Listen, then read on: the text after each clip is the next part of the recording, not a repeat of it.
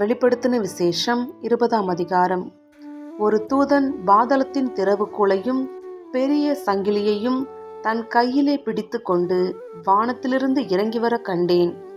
பிசாஸ் என்றும் சாத்தான் என்றும் சொல்லப்பட்ட பழைய பாம்பாகிய வலு சர்ப்பத்தை அவன் பிடித்து அதை 1000 வருஷமளவும் கட்டி வைத்து, அந்த 1000 வருஷம் நிறைவேறும் வரைக்கும் அது ஜனங்களை மோசம் போக்காதபடிக்கு அதை பாதாளத்திலே தள்ளி அடைத்து அதன் மேல் முத்திரை போட்டான்.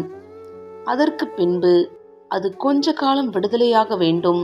அன்றியும் நான் சிங்காசனங்களை கண்டேன், அவைகளின் மேல் உட்கார்ந்தார்கள். நியாயத்தீர்ப்பு கொடுக்கும்படி அவர்களுக்கு அதிகாரம் அளிக்கப்பட்டது. இயேசுவை பற்றிய சாட்சி நிமித்தமும் தேவனுடைய வசனத்து நிமித்தமும் சிறைசேதம் பண்ணப்பட்டவர்களுடைய ஆத்துமாக்களையும் மிருகத்தையாவது அதன் சொரூபத்தையாவது வணங்காமலும் தங்கள் நெற்றியிலும் தங்கள் கையிலும் அதன் முத்திரையை தரித்து கொள்ளாமலும் இருந்தவர்களையும் கண்டேன். அவர்கள் உயிர்த்து கிறிஸ்துவுடனே கூட 1000 வருஷம் அரசாண்டார்கள்.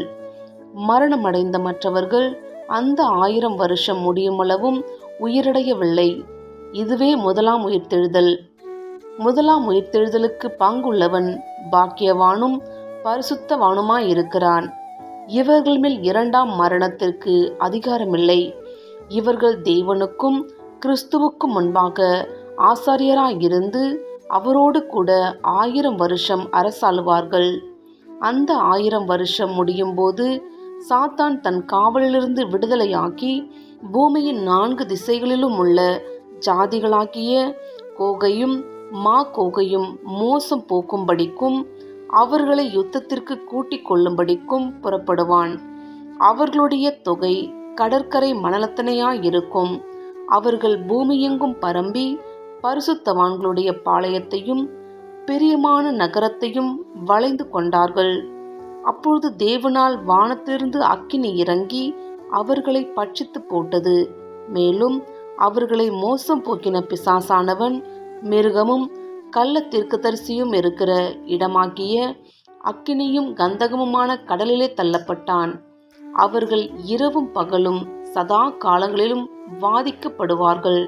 பின்பு நான் பெரிய வெள்ளை சிங்காசனத்தையும் அதன் மேல் வீற்றிருக்கிறவரையும் கண்டேன்.